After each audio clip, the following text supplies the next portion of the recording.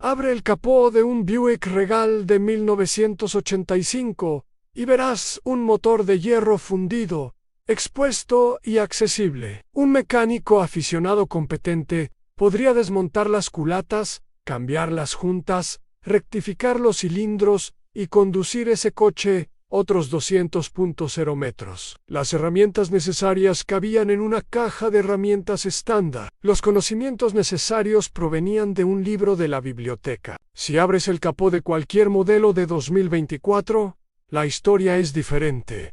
Verás cubiertas de plástico. Verás un motor turboalimentado de aluminio encajado en el compartimento. Y si ese motor se sobrecalienta una sola vez, el mecánico no lo arreglará. Te dirá que no vale la pena. Te dará un presupuesto de $6,000 y te sugerirá que empieces a buscar financiación para uno nuevo. No te lo estás imaginando. El motor de bloque de hierro de tu abuelo era una máquina hecha para durar. Lo que hay bajo el capó de tu coche hoy fue diseñado para sobrevivir al periodo de garantía y fallar según lo previsto. Todos los fabricantes de automóviles en Estados Unidos se pasaron a los motores de aluminio. Te dijeron que era para ahorrar peso. Te dijeron que era para ahorrar combustible. Te dijeron que era progreso. Esto no es progreso. Esto es una trampa de ingeniería. En esta investigación vamos a exponer el cambio radical que hicieron sin informarles de las consecuencias. El desastre de las bujías que Ford instaló directamente en su camioneta más vendida, la cadena de distribución que ocultaron en un lugar inaccesible, y las culatas agrietadas que encubrieron con un programa de satisfacción del cliente. Vamos a mostrarte exactamente por qué tu motor de aluminio fue diseñado para ser irreparable. El primer delito comienza incluso antes de que el motor se caliente. Durante la mayor parte del siglo XX, el bloque del motor estadounidense se fabricaba de hierro fundido. Era pesado, poco atractivo y prácticamente indestructible. Un bloque de hierro fundido podía rectificarse, equiparse con pistones sobredimensionados, encamisarse cuando los cilindros se desgastaban y volver a ponerse en funcionamiento. Los talleres mecánicos de todo el país se ganaban la vida haciendo precisamente eso. Los motores de las décadas de 1960 y 1970 se reconstruyeron a los 200.000 metros y se utilizaron durante otros 200. El hierro mantuvo sus dimensiones. No se deformó, no se agrietó. Se expandió y contrajo con los cambios de temperatura de forma predecible y controlable. Entonces, el gobierno cambió las reglas. Los estándares corporativos de consumo promedio de combustible establecidos en 1975 y que se endurecieron progresivamente durante la década de 1990 y principios de la de 2000, ejercieron una enorme presión sobre los fabricantes para reducir el peso de los vehículos. El aluminio tiene una densidad 3 veces menor que la del hierro fundido. Una reducción del 10% en el peso del vehículo se traduce en una mejora del 6 al 8% en el consumo de combustible. La lógica era sencilla. Los fabricantes cambiaron de material. A principios de la década de 2000, los bloques de motor de aluminio eran el estándar en toda la industria. En la década siguiente, los bloques de hierro fundido prácticamente habían desaparecido de los vehículos de pasajeros. Los fabricantes le dijeron al público que era un progreso. Lo que no te dijeron es que el aluminio se expande y se contrae aproximadamente al doble de velocidad que el hierro fundido bajo cambios de temperatura. Cada vez que el motor se calienta y se enfría, el aluminio se mueve, lo que ejerce presión sobre las juntas, los sellos y los recubrimientos del cilindro, que se encuentran entre los anillos del pistón y el metal desnudo. BMW lo descubrió por las malas en la década de 1990. Sus bloques de aluminio utilizaban un recubrimiento para el interior de los cilindros, llamado Nicosil, un compuesto de carburo de silicio y níquel que se aplicaba en lugar de la camisa de hierro fundido tradicional.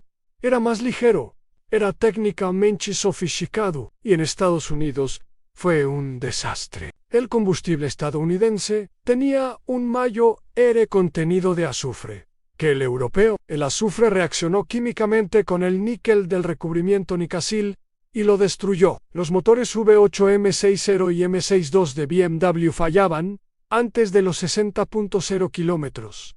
Los propietarios recibieron facturas de reemplazo de motor de entre 8.0 y 15.0 dólares. BMW sustituyó los motores afectados discretamente. La lección que aprendió la industria no fue que las camisas de hierro fundido fueran más fiables, sino que debían usar un recubrimiento diferente. El bloque de aluminio se mantuvo, la sensibilidad fundamental se mantuvo y el ecosistema de reconstrucción, los talleres mecánicos, las mandrinadoras, los servicios de montaje de camisas que habían mantenido vivos los motores de hierro durante generaciones comenzaron a desaparecer. Hoy en día, la mayoría de los motores modernos de aluminio no se consideran económicamente reparables cuando fallan. El bloque termina en un vertedero. Si existe, se compra una unidad de repuesto. Si no, se compra un coche. La máquina de hierro era una máquina. El motor de aluminio es un componente con fecha de caducidad. Pero el bloqueo en sí es solo una parte del problema. La verdadera trampa estaba ahí, en las cabezas. La avería de la junta de la culata es una de las reparaciones de motor más comunes del mundo. Lo ha sido durante 100 años. En un motor de hierro fundido, el proceso suele ser manejable. Se desmonta la culata. Se inspecciona. Se rectifica si es necesario un servicio llamado rectificado, que cuesta aproximadamente $200. Se instala una junta nueva y se puede volver a conducir. El hierro fundido tolera bien la experiencia. Puede deformarse ligeramente por sobrecalentamiento, pero se puede recuperar su forma original mediante un rectificado superficial. El hierro fundido es un material tolerante, ya que incluso un motor averiado rara vez amenaza la integridad estructural del hierro. El aluminio no perdona. Las culatas de aluminio son ahora de uso común en vehículos de pasajeros. Son más ligeras que las de hierro. Conducen el calor de forma eficiente durante el funcionamiento normal y se deforman a temperaturas que una culata de hierro fundido soportaría sin problema. Una bomba de agua defectuosa, una manguera agrietada, un indicador de temperatura que sube a la zona roja antes de que el conductor se dé cuenta. Cualquiera de estos problemas en un vehículo con culatas de aluminio puede producir una deformación permanente. El cabezal no se puede mecanizar para que cumpla con las especificaciones. El material se ha desplazado demasiado y debe reemplazarse. Una culata de aluminio nueva de fabricante de equipo original cuesta entre $600 y $2,000, dependiendo del motor. La mano de obra para el reemplazo completo de la junta de culata en un motor de aluminio moderno oscila entre $1,500 y $4,000. En un motor V8, es posible que tengas que mirar ambas culatas. En un vehículo valorado en $8.0, las cuentas salen a la luz de inmediato. El técnico te dirá que no merece la pena arreglarlo. No sé, esto es consecuencia de utilizar un material con menor tolerancia al calor en el componente más caliente de un motor. Además, combinarlo con sistemas de refrigeración construidos con depósitos de plástico, colectores de admisión de plástico y sensores de temperatura que no dan ninguna advertencia antes de que se produzca un fallo. Los sistemas de refrigeración de los vehículos modernos tienen más puntos débiles que nunca. Las culatas son menos tolerantes a esos fallos que nunca. Estos dos hechos no coincidieron por casualidad. Ford comprendió esta sensibilidad y la utilizó para crear uno de los peores desastres relacionados con las bujías en la historia moderna del automóvil. Las bujías son el elemento de mantenimiento más rutinario en un motor de gasolina. Se cambian cada 30.0 a 100.0 milas, dependiendo del tipo de bujía. En una culata de aluminio diseñada correctamente, con un inserto de rosca de acero, el proceso tarda 1 hora y cuesta $40 en pieza. Así ha sido el reemplazo de las bujías a lo largo de toda la historia del motor de combustión interna. Ford tenía una idea diferente. El motor V8 de Riton, de 5.4 litros, equipaba la F150. La Expedition y el Mustang Shelby G de 500 fue el motor insignia de Ford para camionetas durante más de una década. Desde 1997 hasta principios de la década de 2010. Las culatas de aluminio de este motor tenían las bujías enroscadas directamente en el aluminio, sin refuerzo de acero, sin reparación de rosca incorporada. El aluminio no mantiene las roscas sometidas a ciclos térmicos repetidos. El resultado fue que las bujías del motor Triton de 5.4 litros se atascaban, habitualmente en la culata, y, cuando un técnico aplicaba el par de apriete necesario, se dañaban las roscas y salían disparadas de la culata. El cilindro ahora estaba abierto a la atmósfera a través del orificio del tapón a la cabeza. Era basura. Ford lo empeoró. En 2004, Ford presentó la versión de 3 válvulas de este motor. Utilizaba una bujía de 2 piezas. El cuerpo y la punta del electrodo eran componentes separados. Cuando el tapón se atascó en el orificio de aluminio y un técnico intentó extraerlo, las 2 piezas se separaron. La punta del electrodo quedó rota dentro de la cámara de combustión. Ford reconoció este modo de fallo y emitió el boletín de servicio técnico 08766. Además, creó el programa de satisfacción del cliente 09B38. Vendían un kit de extracción especializado, con número de pieza Ford 3.031.203, específicamente para extraer las bujías rotas de sus propios motores. Se presentó una demanda colectiva, Vargas contra Ford Motor Company, en el Distrito Central de California en representación de los propietarios de camionetas F150F, fabricadas entre 2004 y 2008.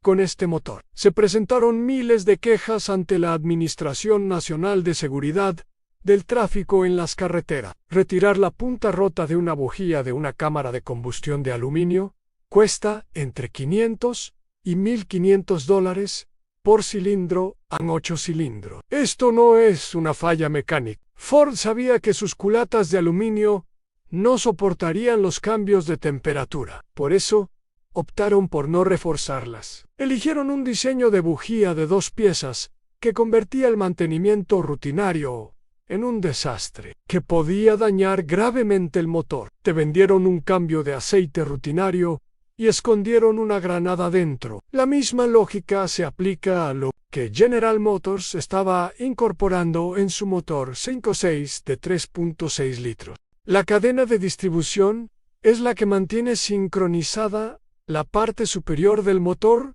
con la inferior. Si falla, el motor se destruye. Esto se sabe desde los inicios del motor de combustión interna. La solución de diseño siempre ha sido la misma: hacerlo accesible y que sea fácil de mantener. En todos los motores 5.8 estadounidenses, desde la década de 1950 hasta la de 1990, la cadena de distribución se ubicaba en la parte delantera del motor, detrás de una sencilla tapa. El reemplazo de la cadena costaba entre $400 y $600 en un taller, incluyendo piezas y mano de obra.